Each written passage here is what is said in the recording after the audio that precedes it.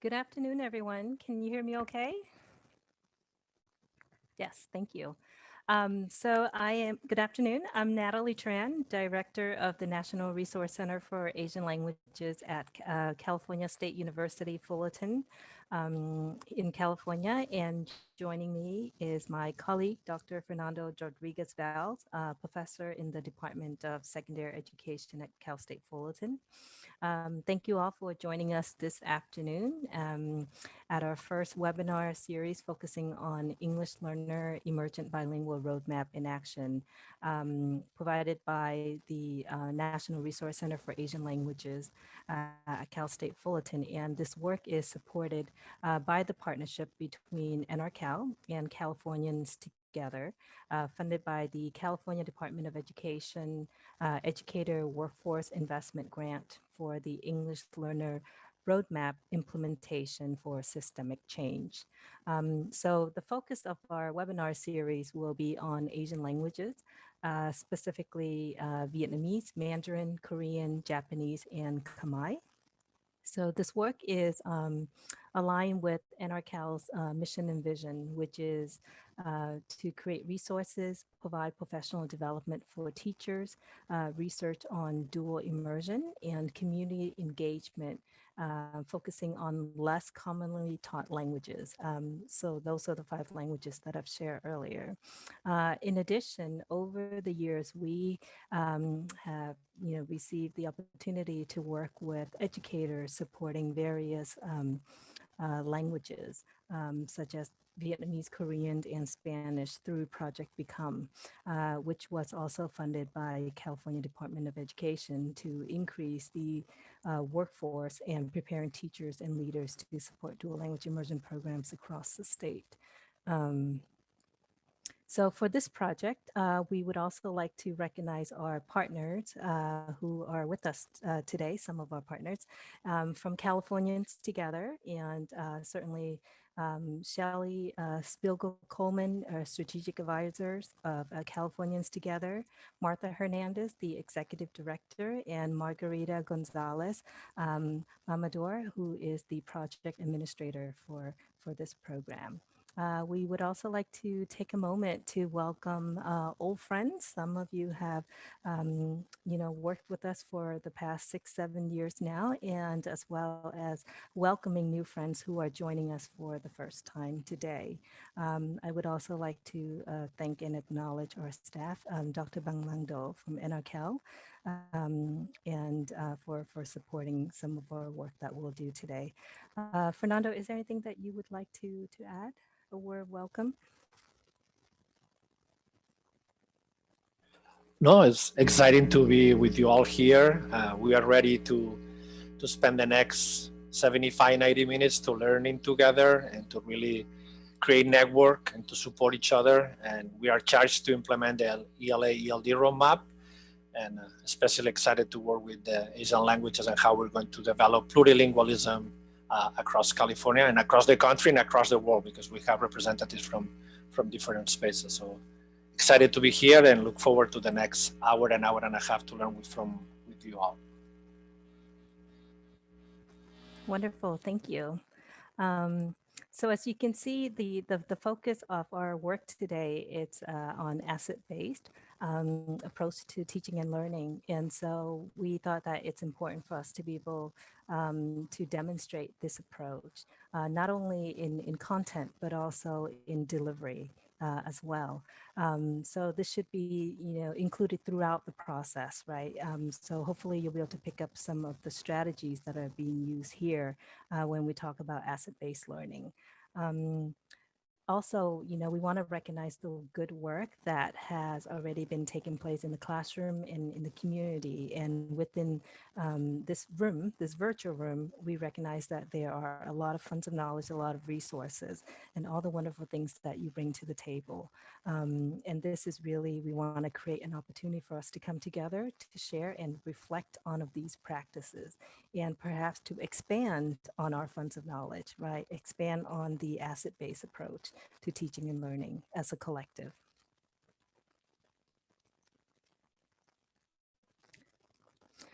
So just a really quick overview for this semester.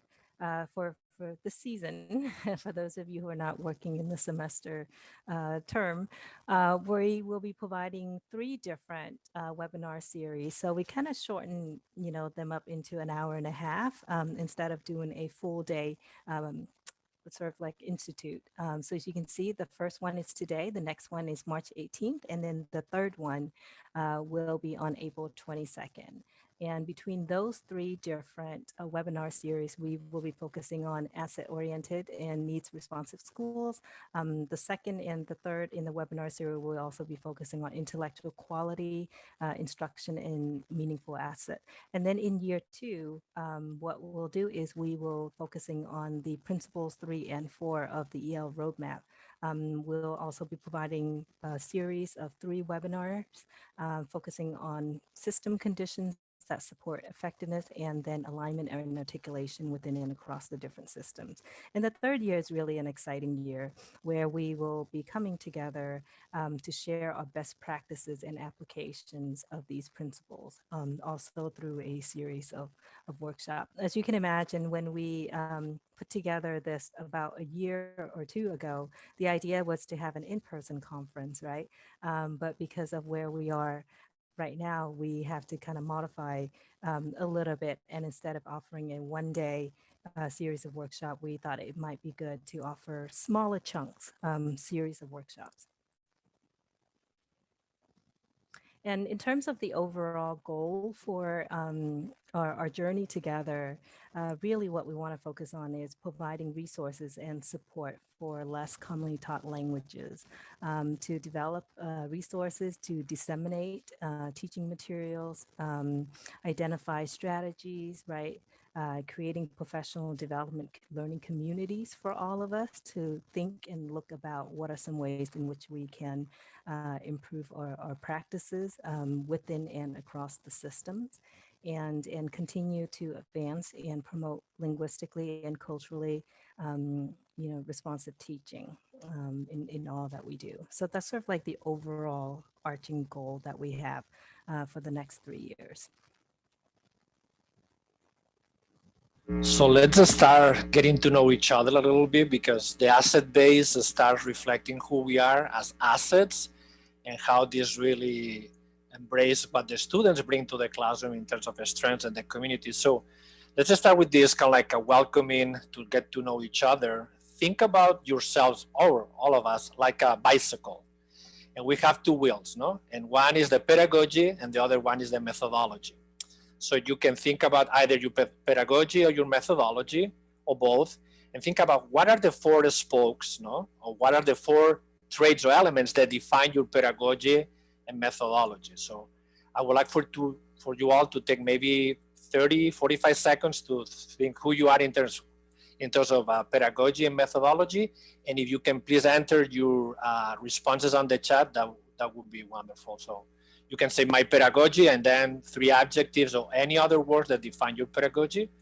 And the same applies for your methodology. You can do both. So let's take a minute to define who are we in terms of pedagogy and methodology. And just to give like a hint, the pedagogy is the why, no? The kind of like the research behind my teaching, and the methodology is the how and the what, no? when implementing that. So you please type, once you're ready, type your answers in the chat. That would be wonderful.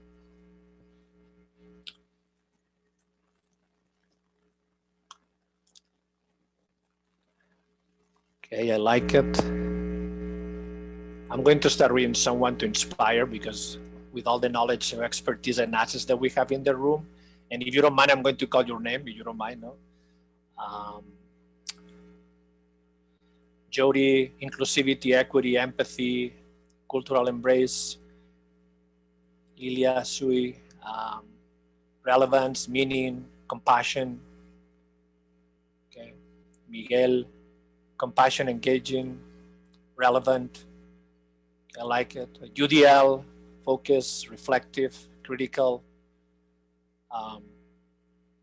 cultural pride and unity. I'm trying to read as you go. There are many comments being entered, so like I try to really gather some of those. Excellent. I love it. we knew that we are surrounded by an excellent crowd, but so we have this common goal in this church as a whole team, no? Okay. So if you don't mind, keep writing. Please keep writing. This is a quick writing. I'm going to call a couple of you. If you don't mind, it's more like a volunteer. So that instead of Natalie and I be the ones talking all the time, because that's too presenter-centered, it's more like the asset-oriented is about the student-centered and community-centered rather than just the presented center. I'm going to call some of you. You don't mind, open your mic and talk a little bit about why you identify those. So let me start with Lorena Lopez. Lorena, do you mind talking about the 3 words that you put on the chat? Lorena, are you there? Yes, I am. Okay, please. Sorry, I have a little bit of a cough, but so for me, I wrote that it's very important to have inclusion, equity, and access. I think those are some of the spokes in my pedagogy, ensuring that all our students have those that ability and given those opportunities. I agree with you. Thank you, Lorena, creating those opportunities, those safest space and bravest space. Thank you, Lorena. Kumi, can you please, hopefully I'm pronouncing your name correctly. Kumi, can you talk about what you wrote in the chat, Kumi? Kumi, are you there? Yes, I am. Yes, Okay. I am. Thank you. Those are initials. The first name, welcome to anyone, is Kilolo. And the last name is Umi. I said equity for all, and I said the sum total of culture, because culture is not just what someone wants to define for you at a given time based on where you are. Culture is who you are, wherever you are, however you are, all the time. Safe spaces for all everywhere means, again, we don't pick and choose the trending of what's safe. One should be able to feel safe all the time, everywhere. Agreed. Thank you so much. I think this word's guiding, and I see the word equity, being safe everywhere and be empowered. So that's in our charts that we have. This is a 3-year journey that we're going to work together. And I think sometimes, I know you all do think about equality versus equity. So the ELA ELD roadmap calls about equity. So we know that each student, each family, each community brings their strengths, and how we're going to utilize this to enrich the curriculum in our practices, the asset base. So one more, if I can call, Titi Mari Tran, can you please share what you wrote in the chat? Explain a little bit what you wrote in the chat. Hello, everyone. Can everyone hear me? Oh. No worries. Can everyone hear? Yeah, we do. We can hear you. Okay. So my first letter was awareness. I think one of the key aspects of human knowledge, or a lot of students or teachers or human being in general, if we are aware of who we are and how other people are and what capability that we are capable of, I think people will develop more understanding of each other and of ourselves, and that will eliminate a lot of misunderstanding, which often leads to violence, many things. So that's one of the first letter I wrote there is awareness. And then the second word is wisdom. I think all of us I'm speaking for myself at least. I'm always on the learning. We are in the learning for life, basically. So if we gain a little bit of wisdom historically in our history or in our culture, or even in the future knowledge of engineers or inventors, will be able to understand our world a little bit better. Therefore, we'll be able to learn a little bit more.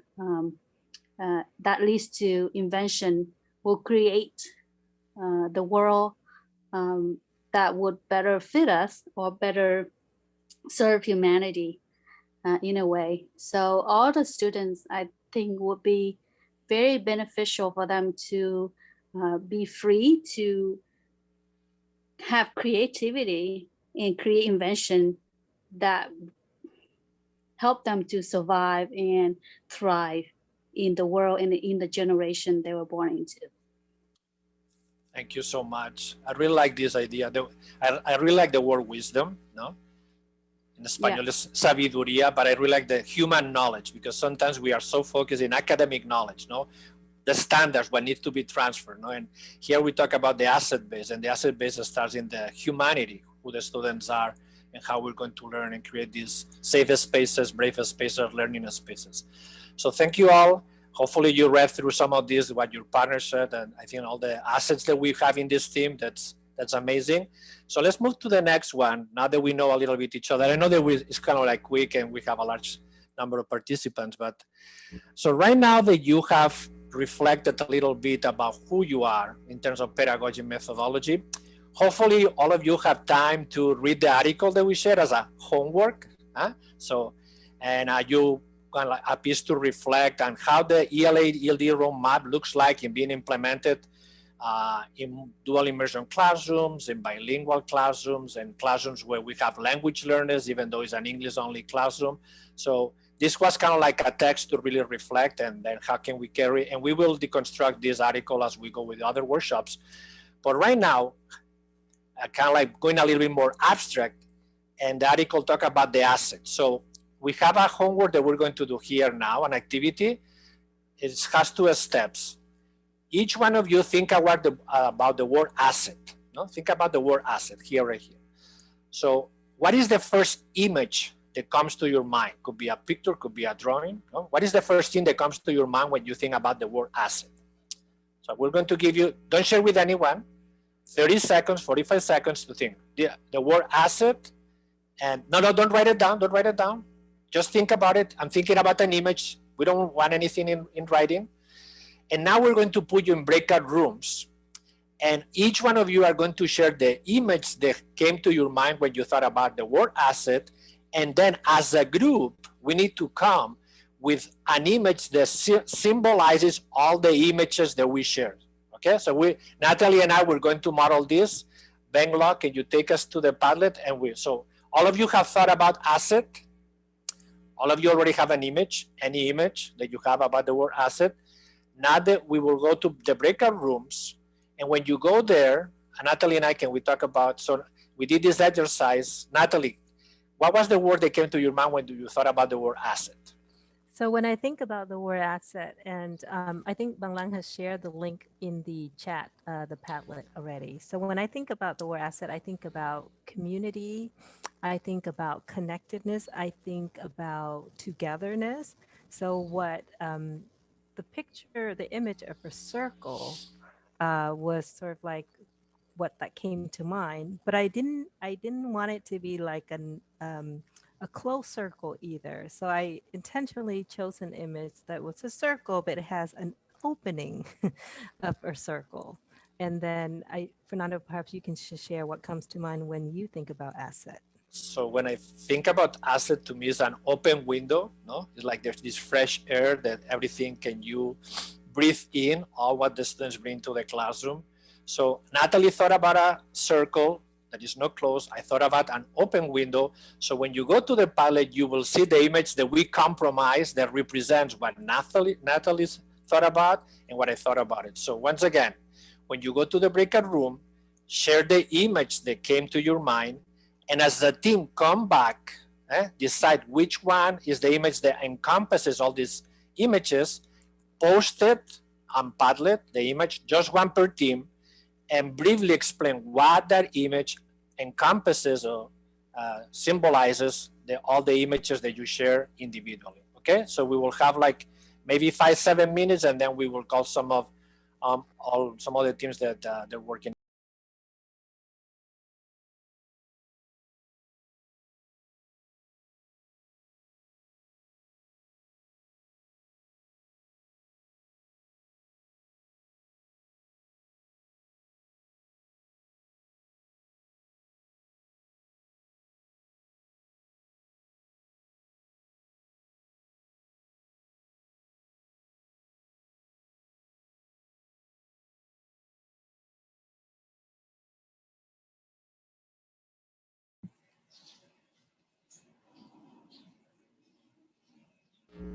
Oh, Benglan, can you share the Padlet? Can instead of the PowerPoint? We missed by one. Okay, so thank you all. We're getting ready. Thank you all. I hope you compromise, because asset based is about compromising. It's not about this is the asset and that's it. No, we need to really, it changes and evolves over time. We learn from others, we enrich ourselves, we evolve. I'm going to ask maybe 2 or 3 teams to share the image they put together. I don't know, Benlo, can we share the Padlet so that we can see what the whole team's but in the meantime, because I think we want to keep on moving, as Benlem will share what we created as a team. I'm going to ask, I was in an amazing team. You will see, well, you will hear what we put together, and hopefully we can see it at Padlet.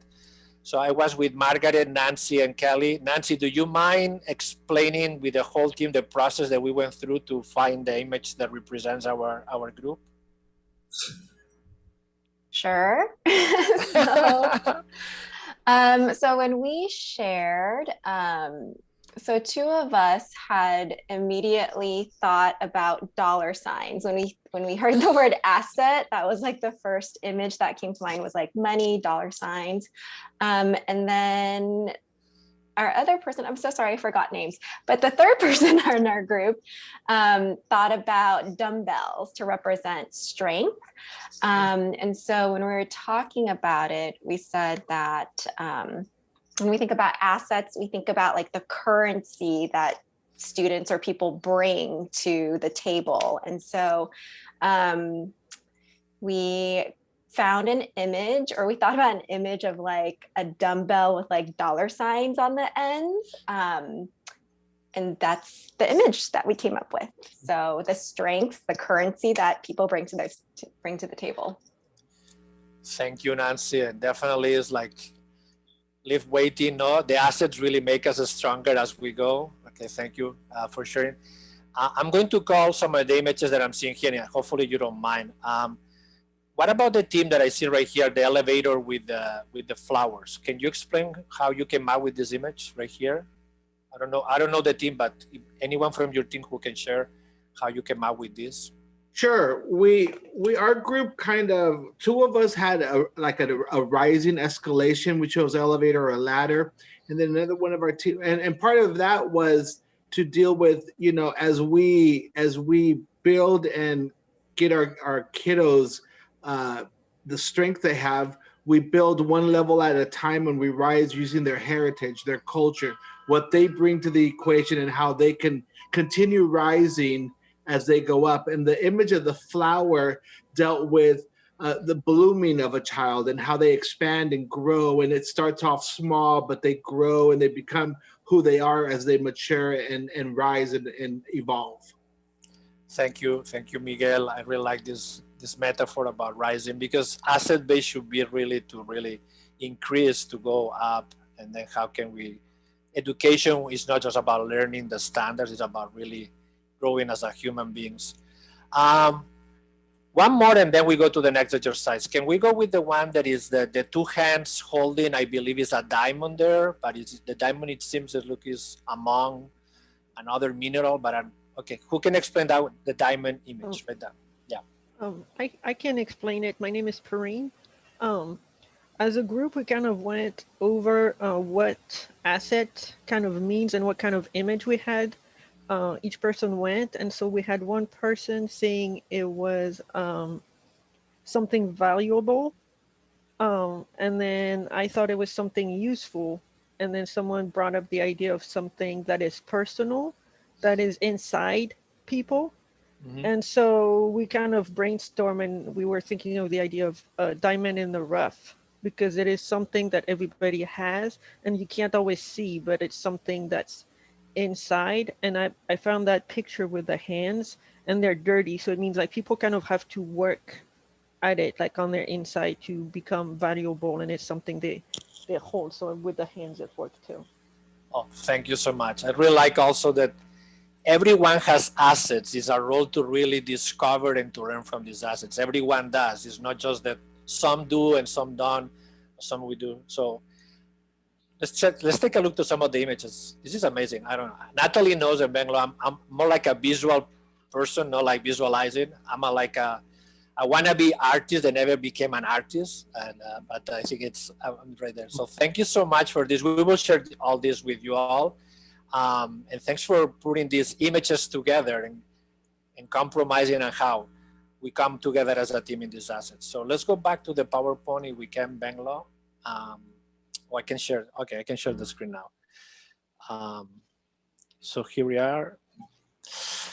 So at this point, because I think it's already what, 4:39, we're going to have like what we call a mini break, maybe like a 5-7 minute stretching, no? Because I know you all have a long day, maybe a Zoom full day, no? Zoom everywhere. We're going to stay here. If you have any questions, please open your mic and share this with us. So let's compromise. It's 4:39, 4:40. Can we be back at 4:45? Well, let's take a 5-minute break. We can stretch, turn on your camera as you want to, and any questions that you have, we're still right here. We said 10 minutes, but we're running a little bit behind. So 5 minutes is enough to stretch, maybe get some water or something else, a soda or anything. So, but we're still here to, you have any questions or you post your questions, and we will be back at 4:45.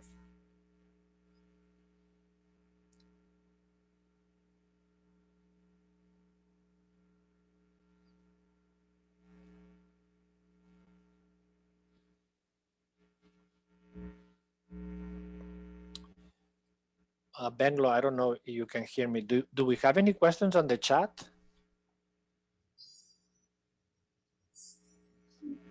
They want to know if the slide deck will be shared.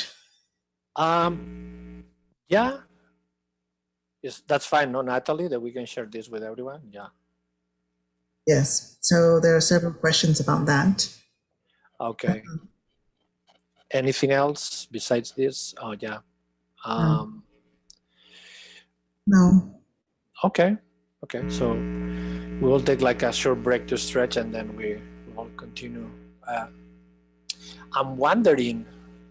Oh yeah, but when we share the PowerPoint, they will have access to all the links, and they will be able to see the Padlet and everything else. Okay, cool. Yes, the Padlet will be in there. The forms will be in there. Yep. Just double checking.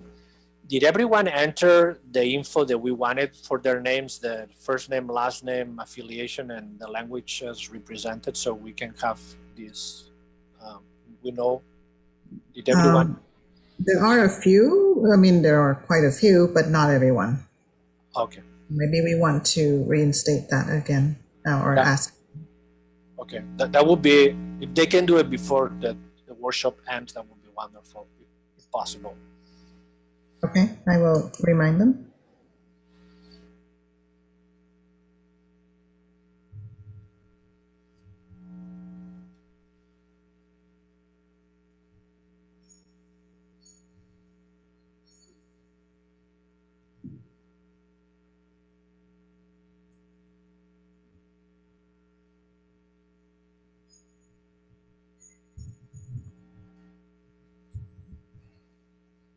Okay.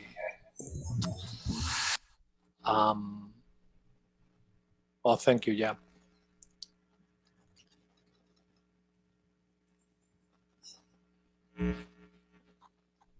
Okay.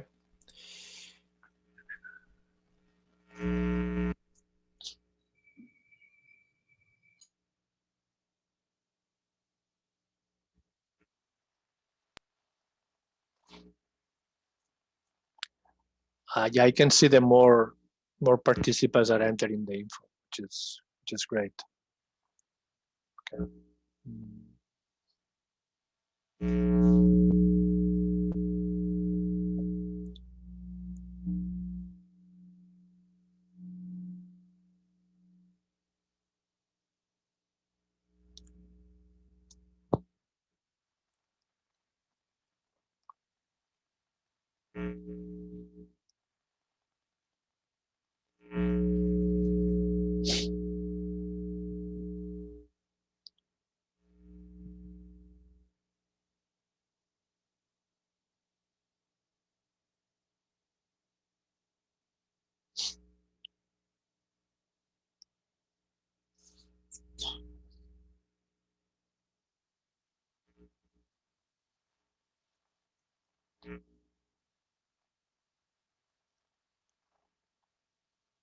I'm surprised he doesn't growl at them.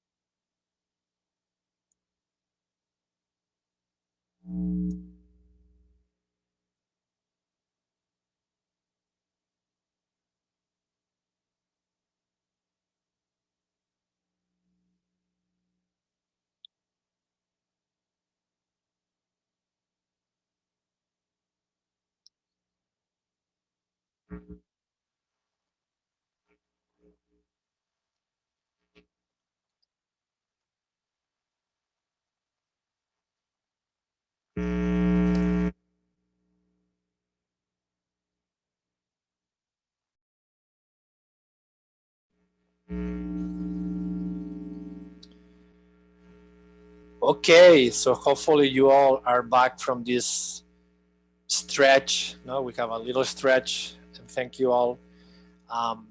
As we're coming back together, the whole group. Um, Natalie, you want to take it to the next slide? I love, and you like those. Great. Oops. Well, welcome back. So for the next activity, what we would like to do is to build on the image that you have created, whether it can be your own personal image at the beginning of the session or the share image that you have created with colleagues in the group. So keep that image in mind while still fresh, hopefully. I would like for you to maybe take a minute or so to let's take a look at the asset-oriented schools. You see on the screen there are 3 bullet points there highlighting, right, what the approach is. And here's the exercise that I would like to do. After you have a chance to review the 3 bullets posted here, I'd like for you to think about how the image that you have created initially, or the image that the group uh, has created based on that shared conversation, how are they connected to these 3 areas that you see here on the screen? So that's the first thing. And the second thing is, how are they not represented in these 3 areas, right? So I'm going to say that one more time.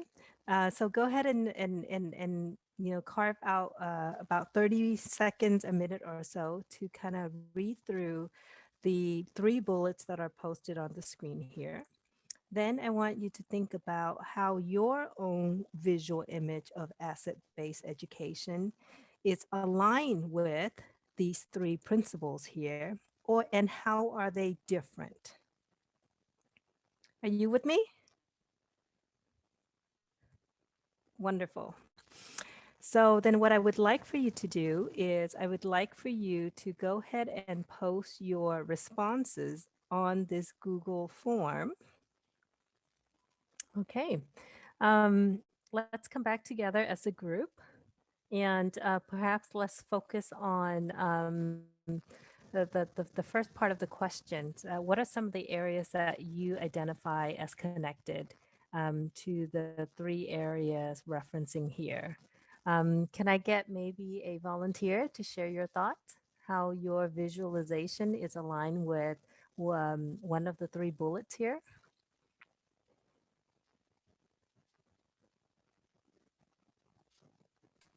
How would we share once we have submitted?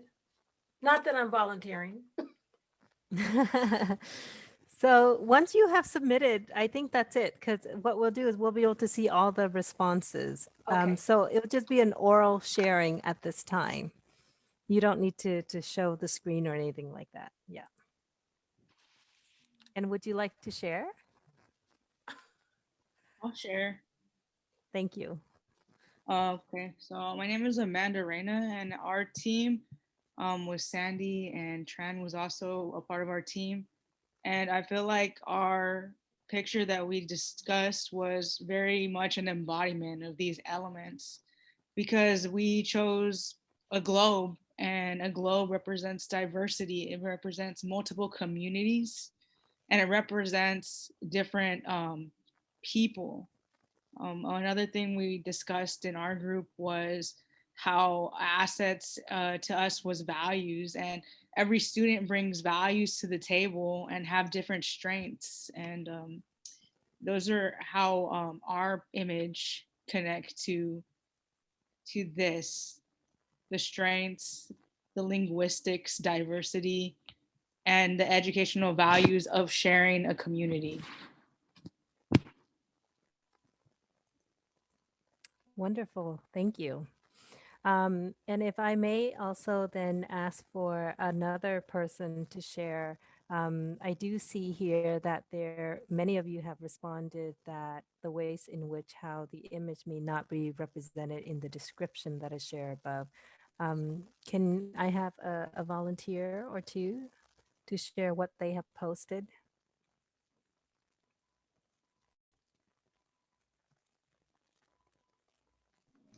I'm happy to share. Okay. We'll do both. Go ahead. Oh, thank you. My name is Ivy, and I work with Filipino Tagalog advocacy efforts. And an image, I love the image that our group was sharing in terms of a heart and also a circle for being holistic. And so I was trying to add to that, and I thought the image of a seed growing and being nurtured. I feel like there's a lot of pressure on a student and their family to maintain language. However, as we know, that it really needs to be in a nurturing environment and a climate supported by the educational system, intentional educators, and just promotion of the language. It cannot be solely on the student and the parents. So I thought that that image captured that part, but it was not dynamic enough to capture the parts of the social emotional health too, and the various needs and identities that each individual has as well. So I think it was missing that aspect, but I enjoyed this activity. It had me really reflect on exactly how we can view the assets. So thank you for that opportunity. Wonderful. Thank you, Ivy, for sharing. I think Denise, I see a hand. Denise has raised her hand. Yep.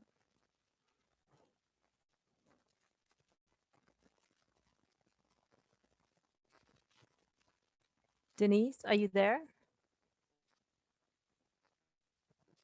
Okay.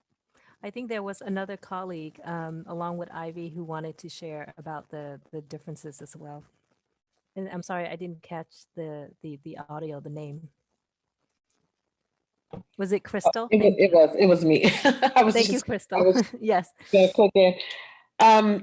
Well, I was just going to add to our image. We kind of used a group of friends with the sun sort of shining down and hugging, because we kind of said it kind of represented something we could all depend on, and we could depend on our friends. And we know that with languages, a lot of times, I have ninth grade English. I have a lot of EL learners, a ton actually. And I know a lot of times in English, there's this sort of shyness with just interacting in the class, because a lot of times they've told me where they don't feel connected or that they belong. And just with our image, I've just felt, that was like the unsaid thing, that it shows that even though, because, everybody was different and, different races, and that this, even though there's this diversity in the world, a lot of times the English learner sort of feels alone and stands alone, doesn't really feel valued, or sort of feels devalued. And it's kind of tough in high school, because even if they decide to share, then you may have, some snickering or something if they say a word wrong or something like that. So I just wanted to share that. Yeah. Thank you, Crystal. And I think it ties very nicely with Ivy's comment earlier about reflecting on the social emotional aspect of learning, right? So it's not just about teaching the content, right? But thinking about, from the learner perspective, how are these different elements affecting the students' learning processes, right? Yes. So thank you for that. Do we have another one before we move on? Me, I wanted to say something. Go ahead, Nora. I wanted to mention the bonding trust, especially in the early age childhood. A lot of our students, they are very small in age, and we tend to sometimes ignore their history or their culture, and we try to want them to learn English as soon as possible.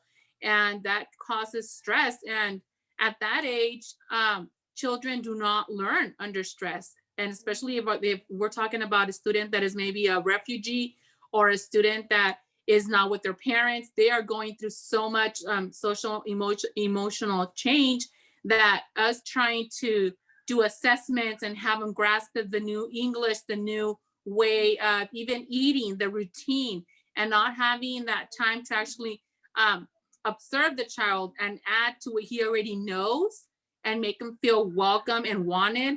That is actually, we are hurting them instead of adding to what they already know. So I think that's something very important. So in the picture we added that flower in the escalator.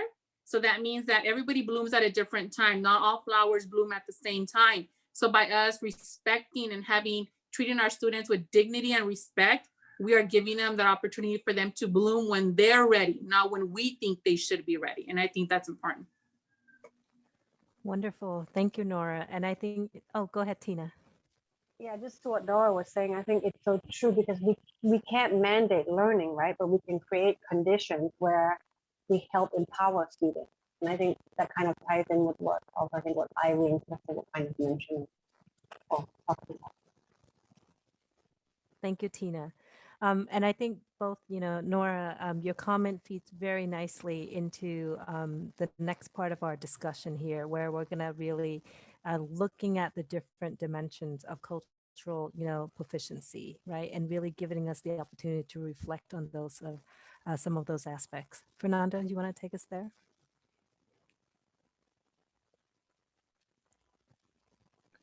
Yeah, thank you all. It was a pleasure listening to all these beautiful ideas and how we're going to enact this in the classroom. And I like this idea that we need to wait and be patient when the student is ready, not when we think the student needs to be ready and all the assets. And sometimes we try to do it with the good intentions and we rush, and the students, they don't have this idea and really enjoy it.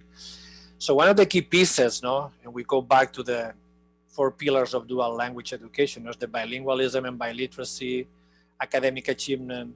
The third one is the sociocultural competency, and the last one is the critical consciousness.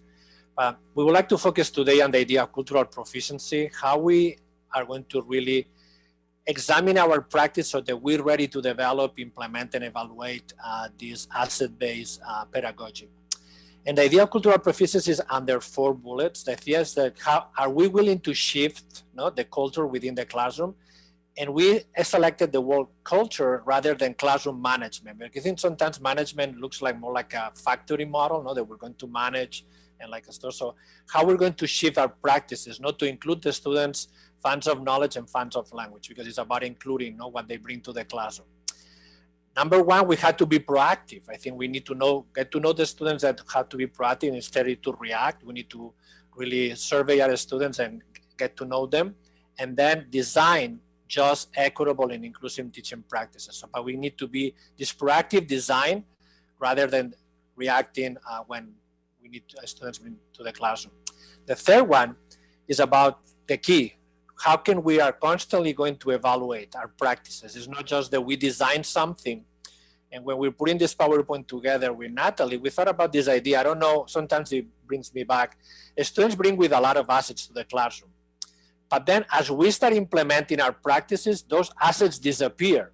And by the time that we finish the practice, the asset is no longer there. The asset should be the key of the beginning of any practice, should be enhanced throughout the practice, and most definitely should be part of the outcome.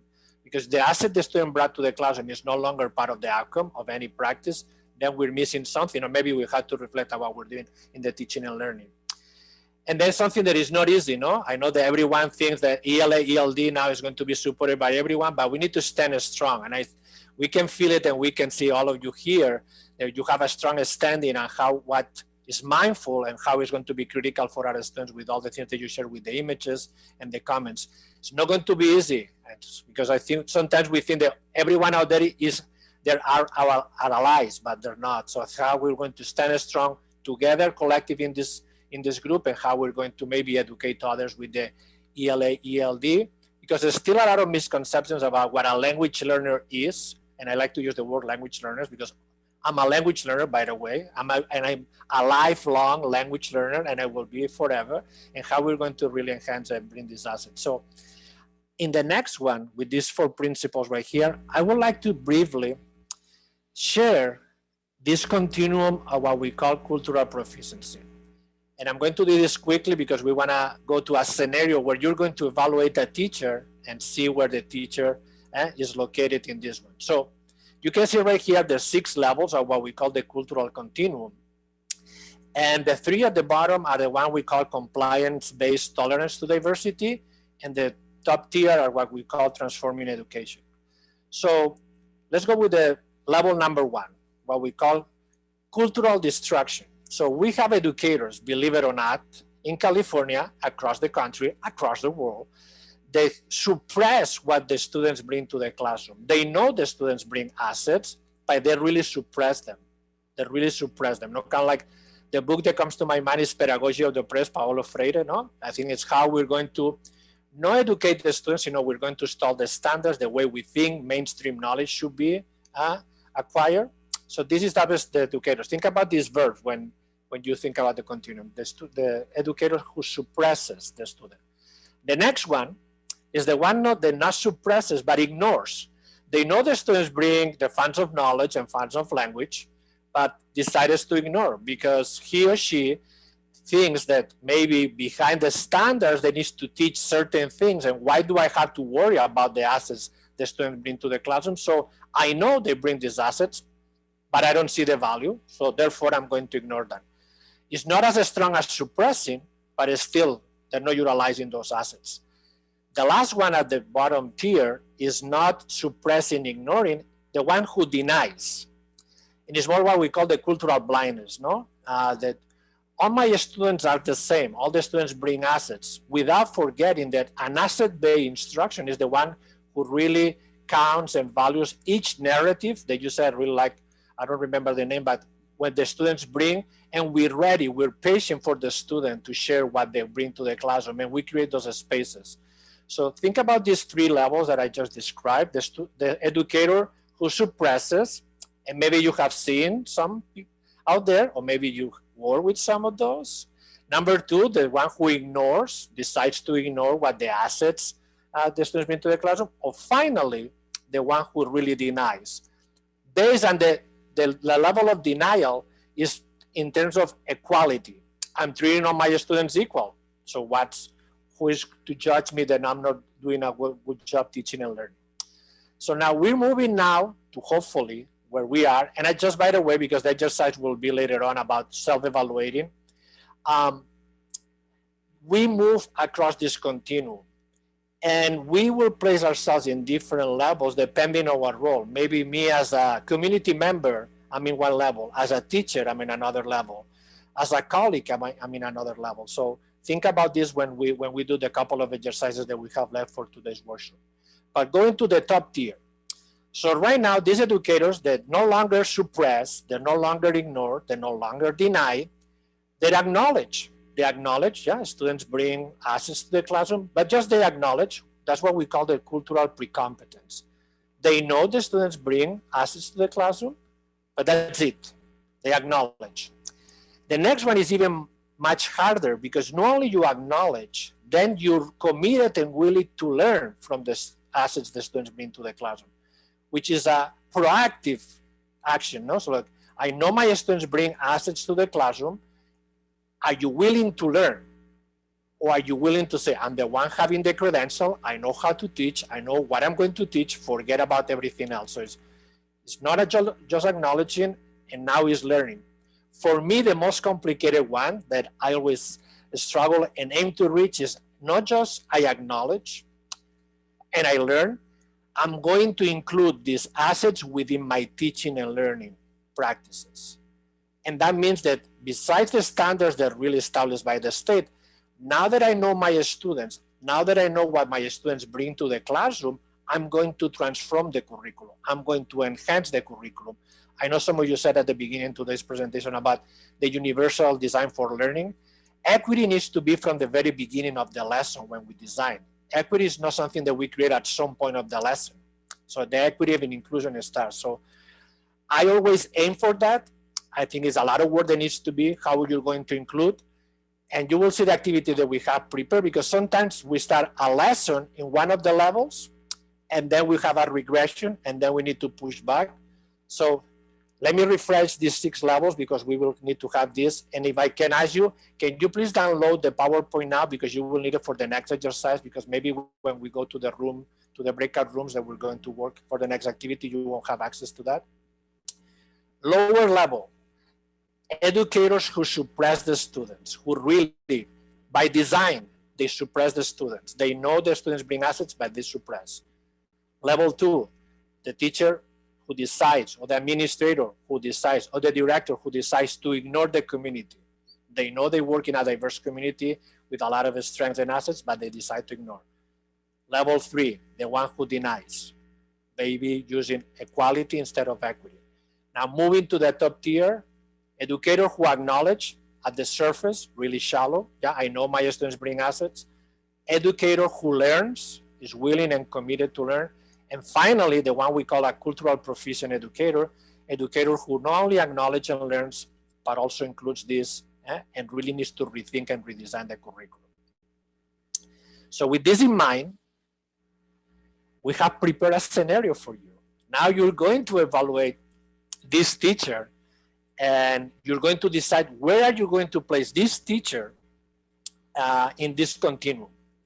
And keep in mind, the teacher can be in different levels at different points of the lesson. So let us give us 1 minute to read the scenario right here. Can you take a look and read this scenario right here? And then after 1 minute, I will explain the task that we will do in the breakout room. So let's read about this one.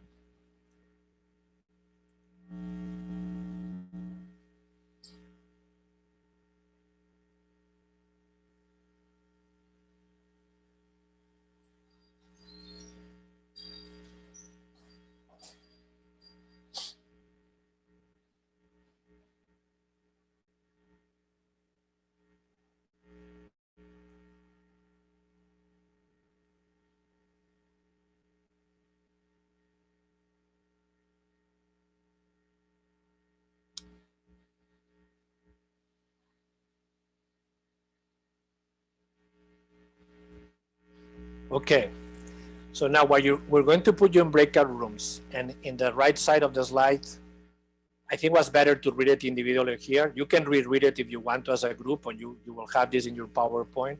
So what you're going to do is you're going to tell, as a team, you're going to compromise once again, and you're going to decide in which level of the continuum you're going to place this teacher. And you need to provide evidence, and the evidence comes from here, what the teacher did throughout the lesson, during planning, implementing, anything.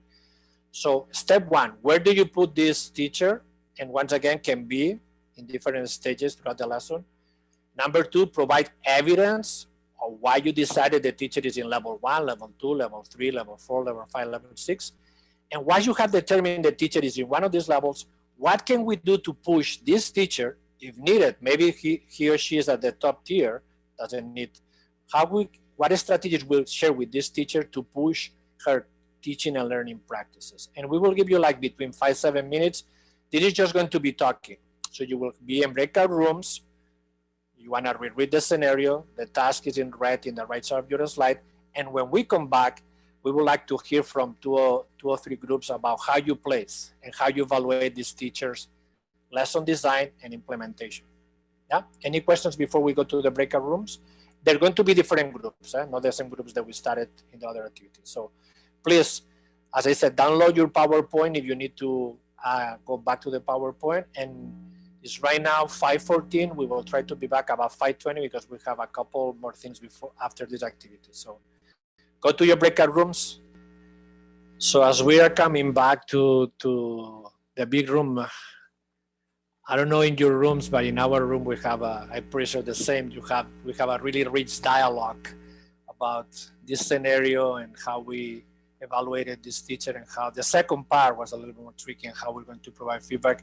I know we are short in time. Maybe we can ask one team who is volunteering to share their thinking about this scenario. Where did you place this teacher? What was the evidence that you used to place this teacher in this continuum? And then what can we do to really support this teacher? So open your mic and please, anyone who wants to share.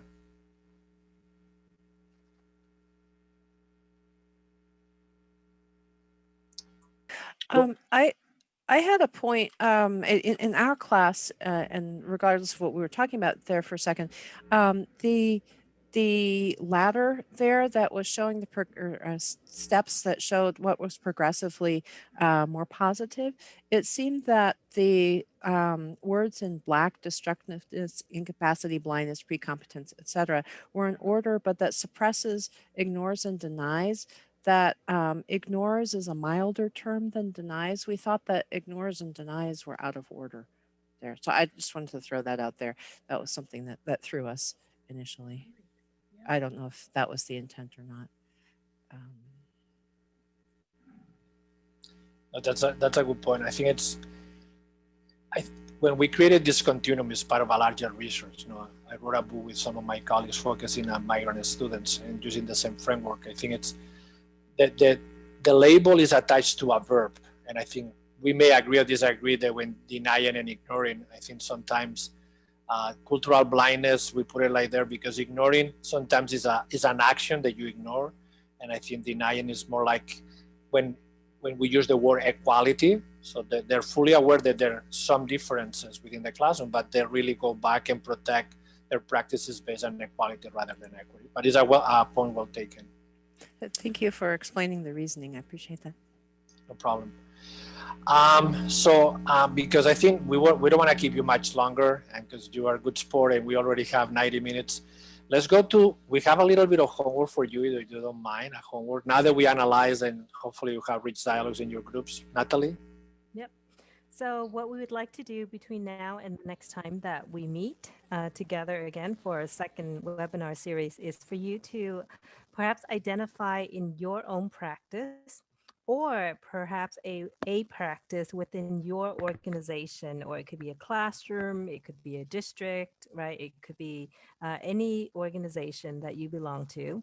And we want you to reflect on the practice, and we want you to classify, where does that practice fall within the cultural continuum? Okay, where would you place that?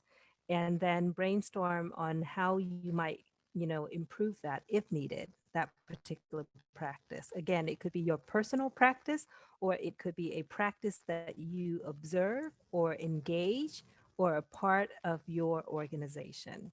And your response will be anonymous, obviously, and because we are interested more in looking at the macro level and what are some of those practices out there and how you conceptualize it. Not so much as, let's pinpoint on a particular practice so that we could shun it. That's not what we're interested in doing. So you can identify either your own practice or a practice within your organization.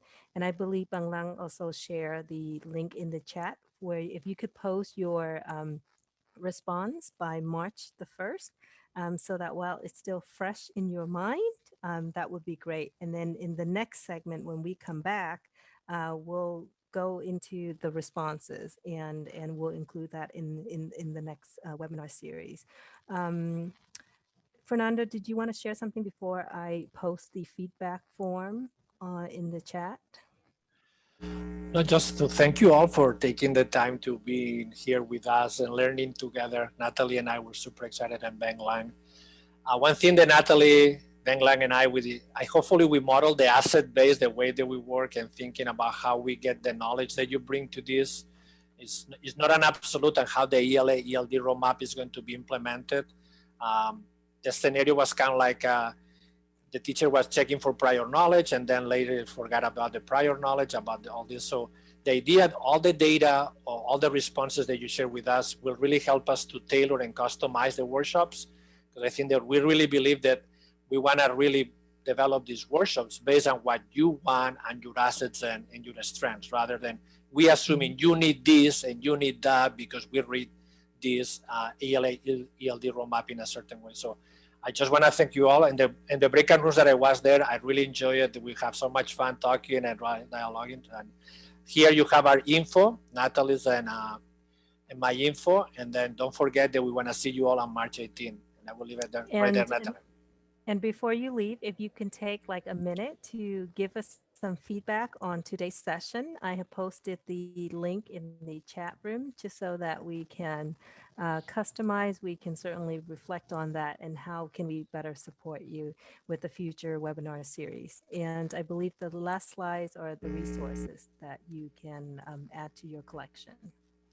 Yeah, Natalie and I, we love books like you all. So here were just some books that we like it. The one here is The Eyes That Kiss in the corners and A Different Pawn. And here they call us an enemy. The first one and the third one are picture books for the little ones, but with a powerful message.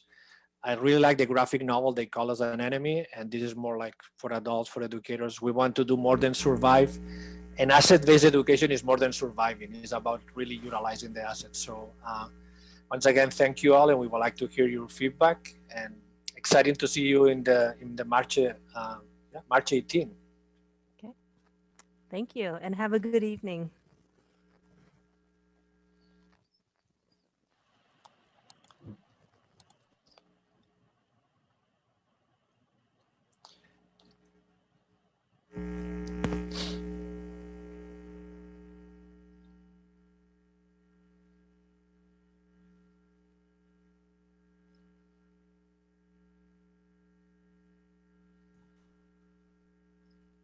Fernando, buenas tardes.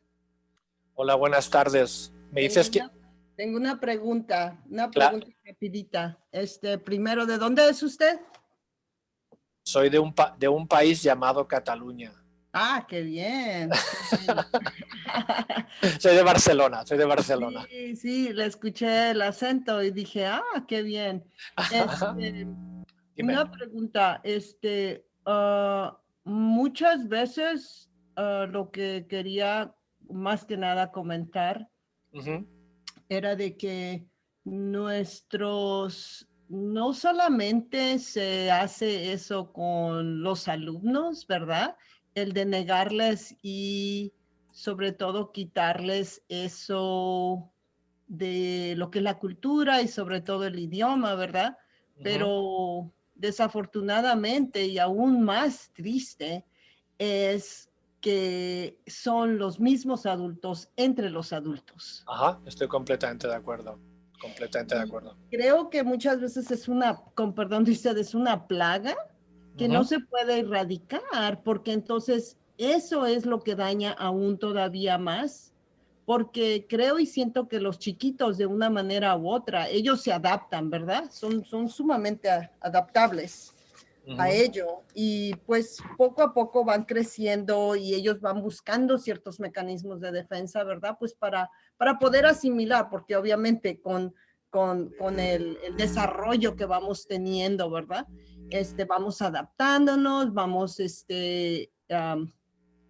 buscando otra manera de cómo poder encajar dentro de nuestro círculo social o donde crecemos.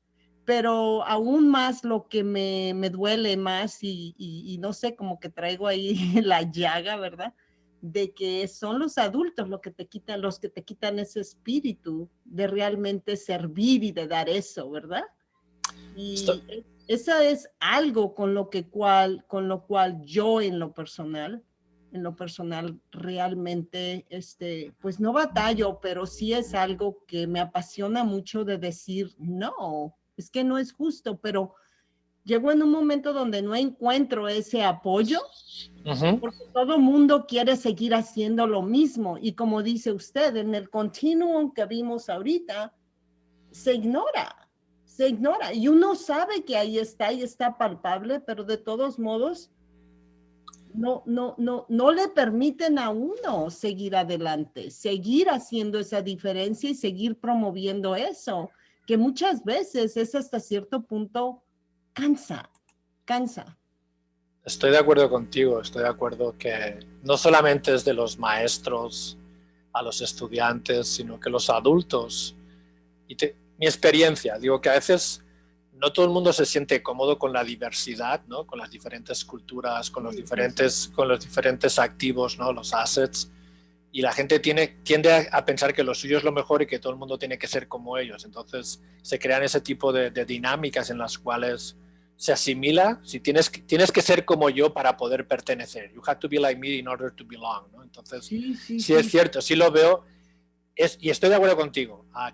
El cambio tiene que ser sistémico, ¿eh? Es systemic change. Sí. O sea, no solamente es que en las aulas a veces se trabaja muy bien, pero tiene que ser a nivel social y a nivel sistémico, obviamente, estoy de acuerdo. Pero que no sé, es porque, o sea, yo tengo 30 años en la educación, ¿verdad? Y he estado en muchos, pues, en diferentes roles, ¿verdad? Como asistente de profesor, profesora, administradora, profesora de apoyo, o sea, en diferentes. Y en cada uno, o sea, porque a mí me apasiona sobre todo ver trabajar con los niños que son aprendices de inglés y sobre todo para trabajar con ellos para, o sea, mantener eso, es lo que es su cultura, lo que es su idioma, lo que es el ser de ellos. ¿Por qué? Porque yo creo que así fue como yo he sobrevivido, ¿verdad? 48 años en este país, que me trajeron aquí de 10 años. Y aún haber mantenido eso muy fuerte conmigo, ¿verdad? Y sobre todo haberlo transmitido hacia nuestras hijas también. Entonces, es algo que me apasiona, pero no solamente a los chiquitos, porque nosotros nos vamos a encargar de ellos, de dárselos. Todo mundo vamos a acudir a dárselos a ellos, pero sobre todo también ayudar a las familias y trabajar con las familias para que ellos mismos seguir construyendo algo sólido con ellos, de que no nada más porque las mamás sean amas de casa, no quiere decir que, y aunque no hayan ido a la escuela, y tenemos muchas personas que son preparadas también, pero que no se reduzca a que digan, oh, ustedes nada más hacen el quehacer de la casa. No, son unas mujeres sumamente emprendedoras que a través de los quehaceres hogareños que hacen en casa, de la cocina donde ellas son las reinas, ¿verdad? Y sus recetas, que todo eso es una experiencia educativa para sus hijos también. Pero muchas veces uno quiere emprender todo eso, pero el sistema mismo te dice, no, eso no lo puedes hacer porque no está dentro de lo que tiene que hacer. Y siguen insistiendo en que tienes que regresar como dicen, tienen el complejo cangrejo, ¿verdad? Que te quieren sacar y decir, no, momento, tú no te puedes salir de esta cubeta, te tienes que regresar y tienes que estar aquí porque aquí estamos todos. Entonces, sí. Eso es lo que, más que nada, gracias por escucharme, pero no sé, como que a veces siento que no hay una salida. Hombre, a ver, yo soy más optimista. Digo que es difícil, no es fácil porque el cambio no es fácil, pero creo que el trabajo de todos los que estamos aquí trabajando, sí. no digo que va a cambiar para mañana, ¿no? Overnight, sí. Ok, ya está, pero hay que seguir. Como se dice, la lucha continúa y adelante, hay que seguir adelante. Sí, claro. Y una última pregunta que tenía para usted era, está en Cal State Fullerton, ¿verdad? Sí. Okay. ¿Tienen algún grupo donde uno pueda contribuir con ustedes para participar en proyectos que tengan? A mí me apasiona mucho trabajar con la educación de padres y proyectos familiares, ¿verdad? Dentro de lo que es mi maestría, fue lo que yo crié, ¿verdad? Ajá. y que los padres tengan también la oportunidad de leer la literatura que es en español, ¿verdad? De los grandes autores. Y también hablar con ellos de lo que es y análisis literarios, todo eso, o sea, a su nivel, ¿verdad? Entonces, eso es lo que me gustaría saber si tienen ustedes algún programa de participación que puede uno colaborar con ustedes. ¿Sabes qué? Mándame un correo, digo, porque hay otras personas, no sé si tienen preguntas. Mándame un correo. Tienes mi correo en la presentación, mándame el correo y seguimos la plática. ¿Te parece? Exacto. Muchas gracias, Fernando. Muy buen día y disculpen a todos los demás. No te preocupes, un placer. Buenas tardes. Buenas tardes. Adiós. Everyone else, go ahead, please. I got a quick question. Yeah. So I just became recently appointed to be the director of English services at Inglewood Unified. That's where I work. I was a principal there. Right now I'm transitioning. Uh-huh. One of my tasks right now is going to be to work on our EL master plan. Mm-hmm. My thoughts on this is to kind of see how the EL roadmap is aligned to that. Does that make sense to you? What are your thoughts? It does, because I work with another school district with the same task. So you need to create and how this aligns with the 4 principles. So I think you're in the right track, and it's what is the idea that you want to implement in your school district and how it aligns with the 4 principles. Yeah. Right. Agree. What's the best approach to do that, or what have you learned from working in this district? I think that to have a team that you can really write this document to get the expertise, getting the expertise, talking about teachers, the students, the community, and talking about these principles. And then start like a Google Docs and start from scratch how you're going to structure. I can send you can send me an email. I can send you a couple of examples that what we had, and you can take a look, and maybe that would be brilliant. That would be brilliant, because we do have a plan. It's not complete, but I think my district wants me to rework it, and my idea is bringing the 4 principles from the EL roadmap into that and make it more cohesive. Absolutely. Send me an email. I will send you the samples, and maybe we can have a Zoom and talk about it. That would be great. I really appreciate it. And again, Miguel Perez, and you'll be hearing from me. Okay. Gracias. Gracias a ti, Miguel. Bye. Ciao. Bye. Angela and Usha, I don't know if you're still here. No? Okay.